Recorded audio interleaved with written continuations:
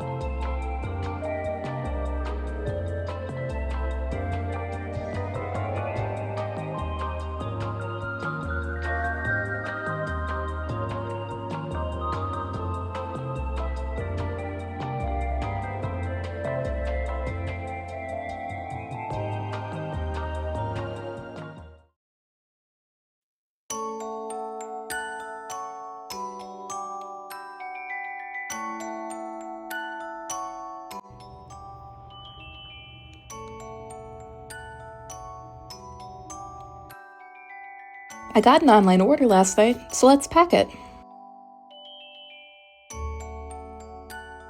I want to mail it before the storm comes.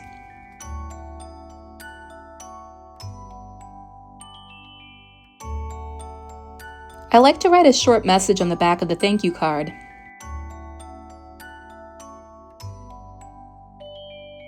It also serves as both a postcard print and as a backing card to prevent bending.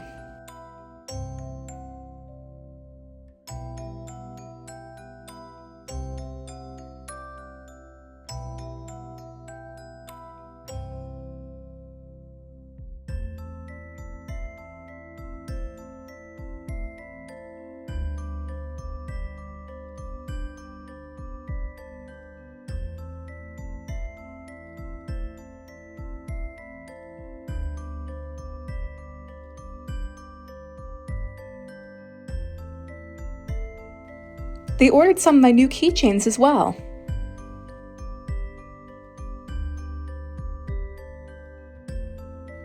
This order actually came from a repeat customer, which makes me so happy and grateful.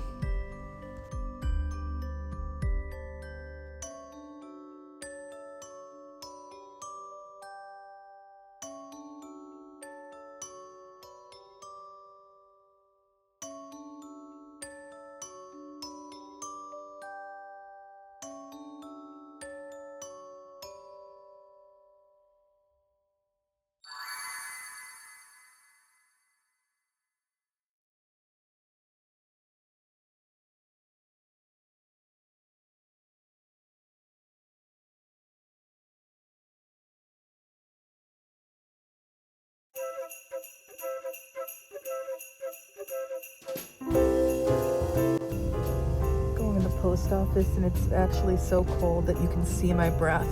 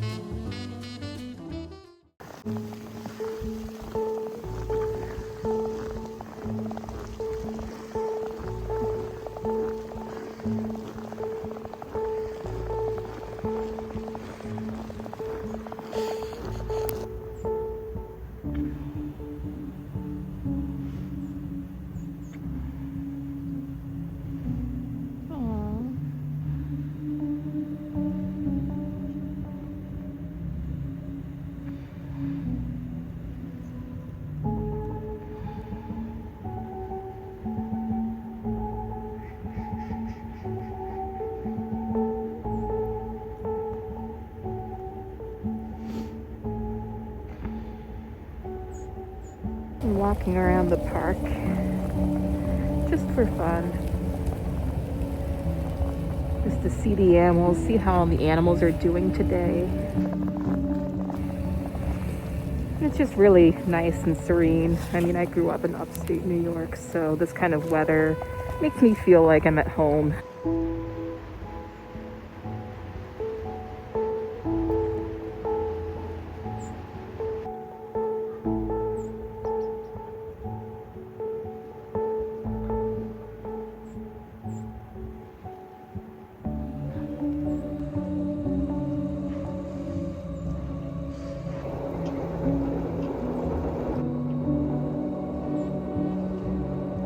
It's just really nice to be out and see just how snowy it is and just be reminded of days playing in the snowbank by my house growing up.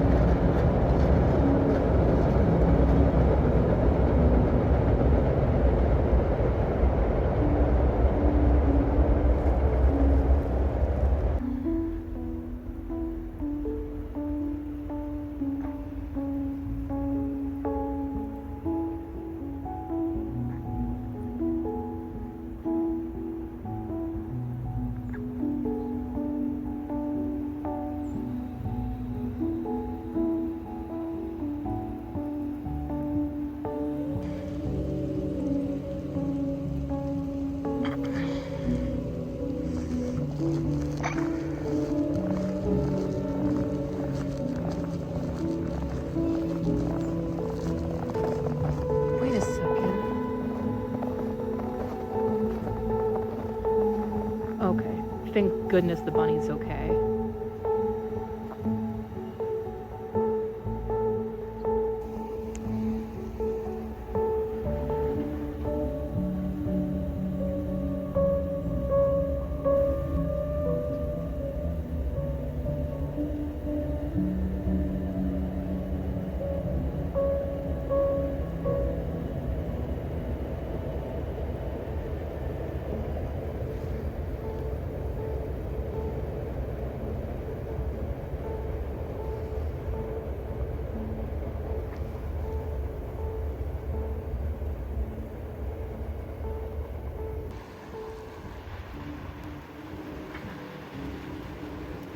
The geese are kind of just chilling. Like when I initially saw them, when I was like walking into the park, I thought, oh no, I hope they're okay. They can't be doing too great, you know, just being out in the middle of the ice.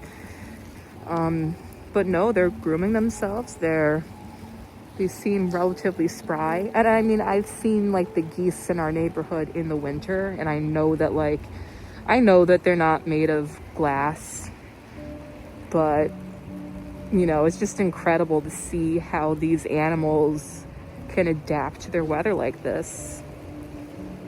And it's marvelous to see. And I always look forward to seeing them when I come to the park.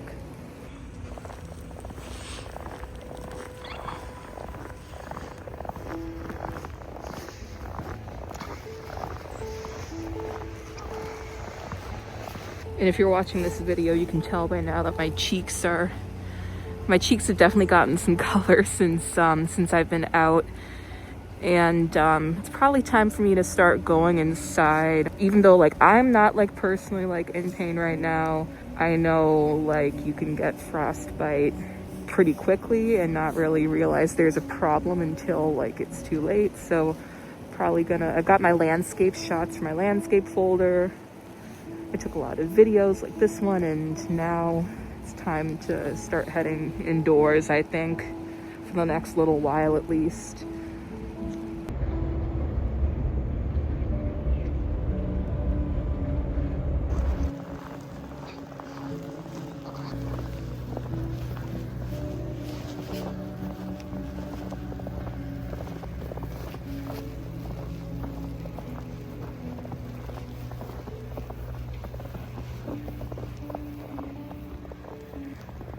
Let's head back inside and start an oil painting. What with the holidays and my trip, it's definitely been a while, so I'm gonna have to be patient with myself. So to get set up, I like using palette paper when I work with oils. And it may seem extra, but I do keep compostable gloves in my studio. They're really nice for things like dealing with printer ink or opening messy paint tubes like this. Now, certain shades of oil paint, like this cadmium red, you really want to try and avoid getting on your hands. Now, some oil painters always wear gloves, and others don't. But if you do decide you're interested in oil painting, either way, you're definitely going to need to do your research beforehand. There's a lot of safety stuff that you need to keep in mind whenever you're working with oils.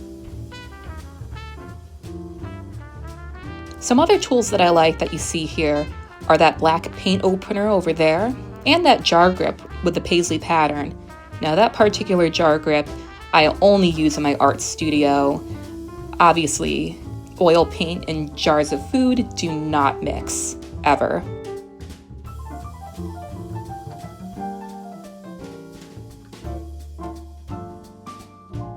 Next, I'm going to get out my jar of lavender spike oil. A little bit goes a long way. Essentially, when you're working with oil paints, you usually will use something, whether it be lavender spike oil like this, or a more traditional paint thinner, to kind of thin out the paint as you're working on the bottom layers, also called the underpainting. And that's what we're going to do tonight.